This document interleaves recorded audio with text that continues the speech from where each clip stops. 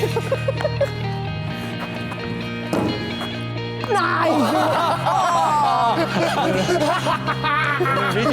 Video Review.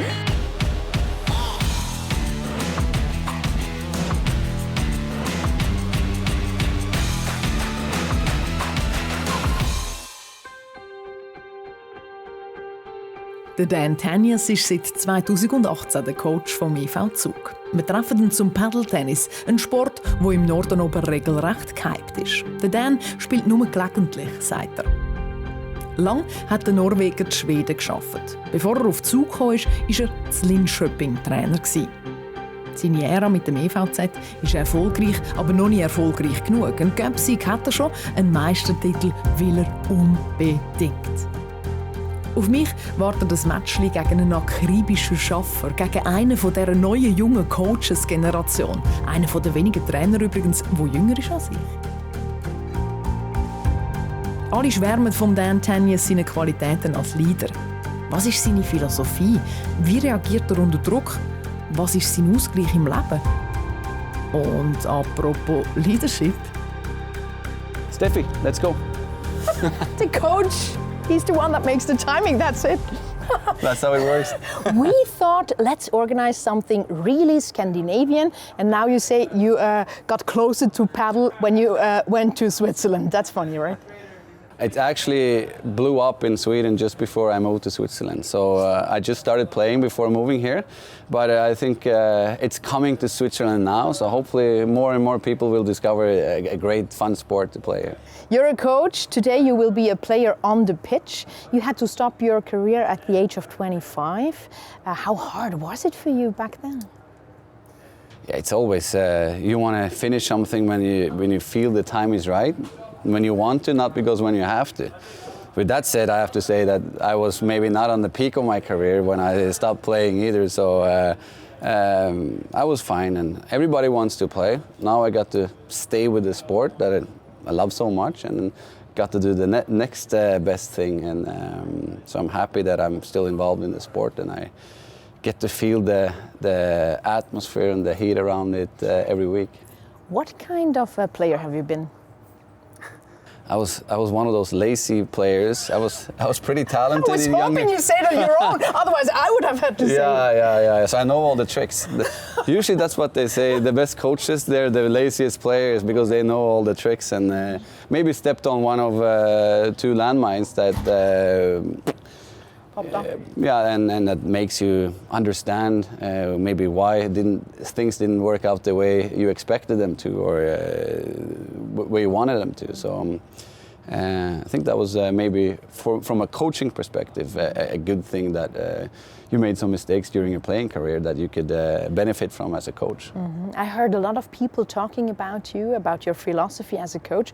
I was wondering how you would describe your leadership philosophy or strategy. Yeah, I think the strategy, I think you have to understand yourself. That's the step number one.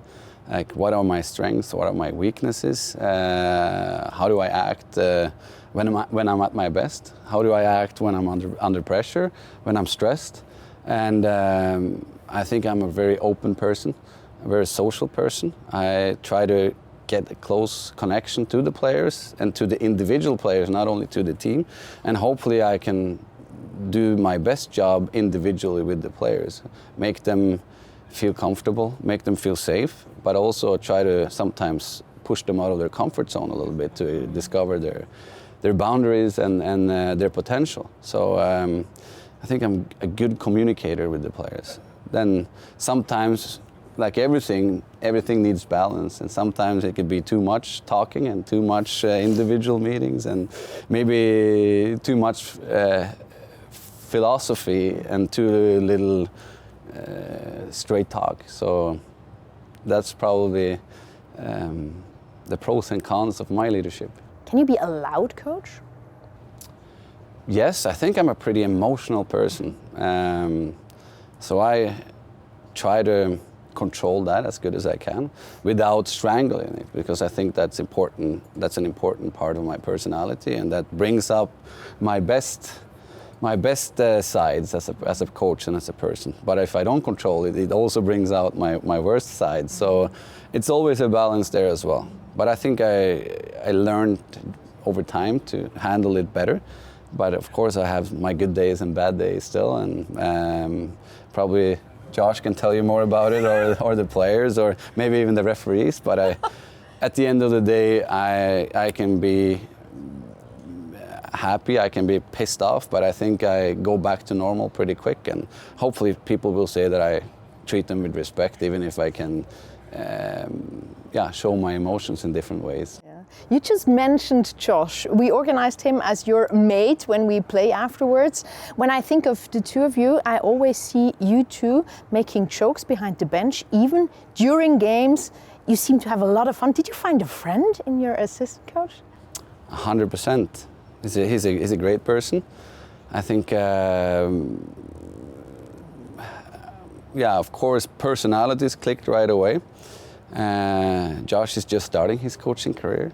It's way different from playing.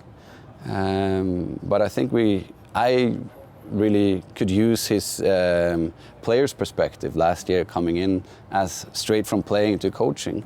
It helped me, and hopefully he felt that I can give him some guidance, coaching as well. But I think it's like any other business or any other work you might have. If you don't enjoy what you're doing, and if you can't have fun, and if you can't find humor in different situations at work, you're never going to be able to do a good job, or to spread the positive energy around you. So hopefully people around us feel that as well. Did you check, does Josh have any paddle skills? I don't know. You check how big paddle is in Western Western Canada, sorry. He has 2 left arms and 2 right feet, but we're going to try to carry him around as good as we can. Very good, let's start. Der Josh Holden links spielt mit dem Dan und der Timo Helbling ist mein Partner in Crime. Er ist MySports Hockey-Experte und Mitbesitzer von dem Paddle Center. Der Josh Holden, er ist seit 2018 der Assistent von Dan Tangnes. Ein Duo also, das bestens dürfte harmonieren.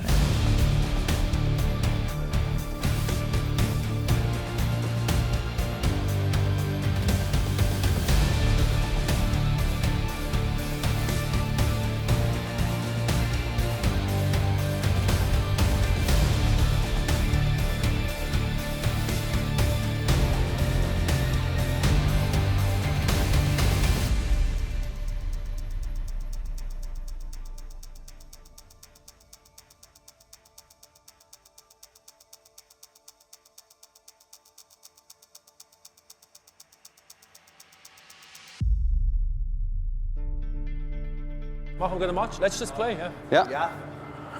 Steffi's gonna serve on you. She's going to serve on you.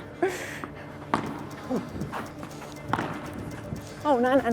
Forward. Oh. Oh, that's a saucer root.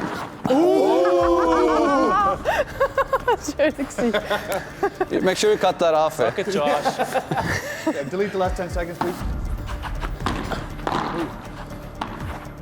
You got it? Yep. Oh nein! Oh, that's a saucer. Ja, du hast gesehen, es sieht nach aus, wie wenn ich es auch könnte. Das ist vor allem gut.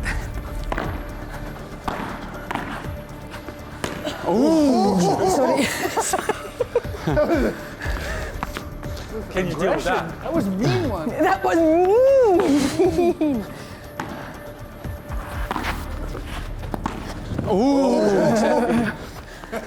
Nice. Nice. Big serve. Oh, no, You got it. play the body, Josh.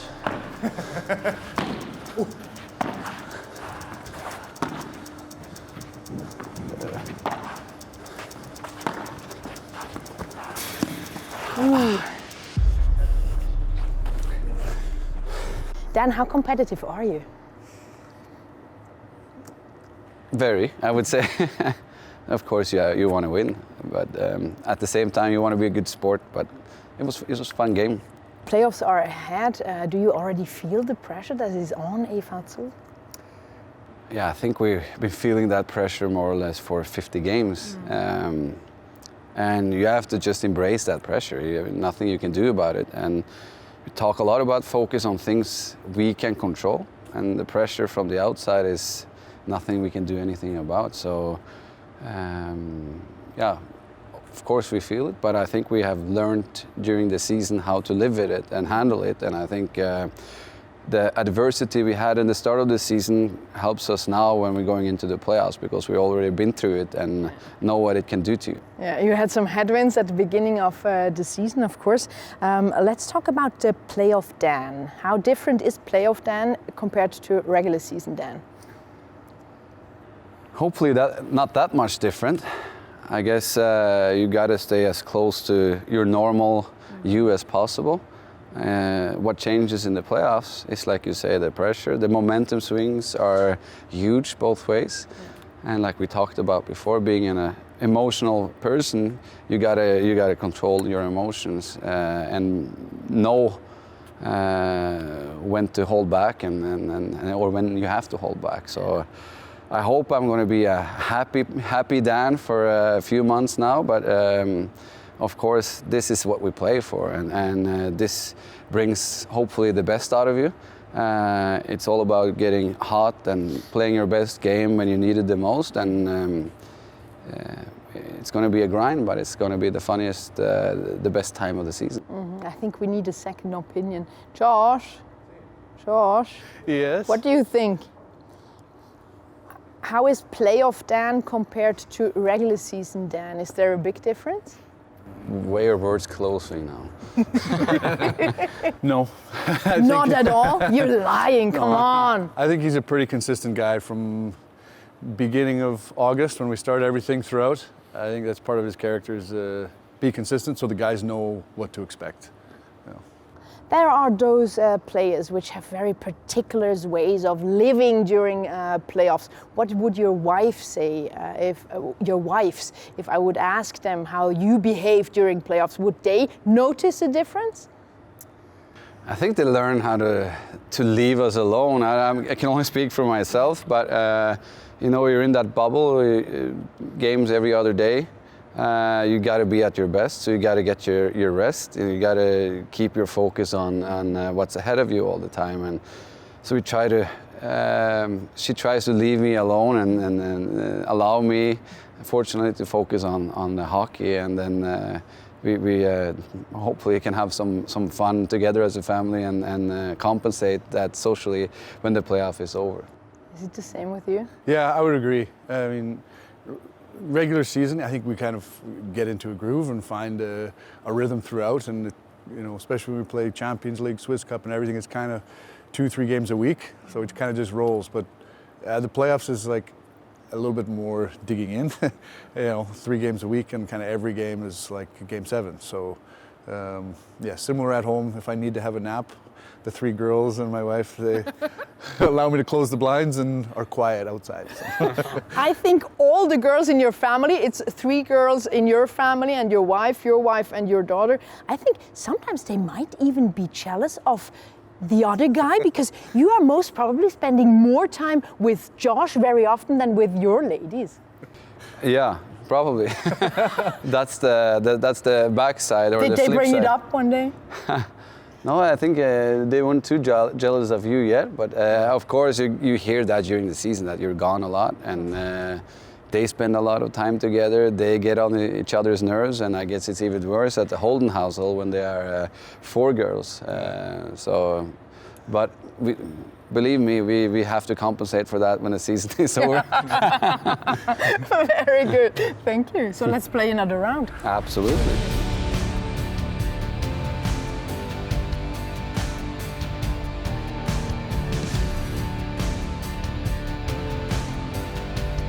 Yeah, one step further back. On the you see this one? Yeah. Like find the Point. You see this one? Like, yeah. That's probably pretty good. Jetzt machen sie die fiese Absprache.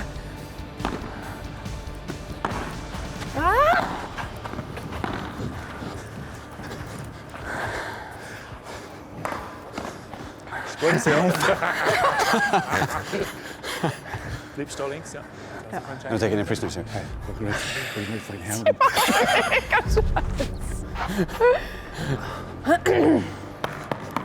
Komm, Steff, jetzt sind wir dran. Da. Ja. Josh wird nervös.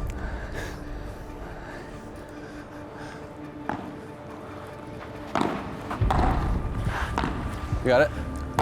Uiuiuiui, schön. Oh, nein! You see my back cracked? Your legs were just Mit der Hand wäre ich da gewesen. I was trying to hit back to Timo.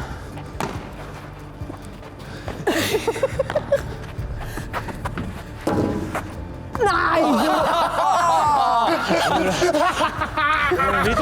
Video review. Hawkeye! That's a Hawkeye! TSN camera. It's okay. That's a We red have for cameras there. I don't think that's legal. Same like World Juniors. TSN camera. Out! Call it out. Who's the owner here? Him? Is he the boss here? Choose. That's the good thing about playing with the owner, right? Yeah, exactly. Yeah, let's do it like this. Yeah.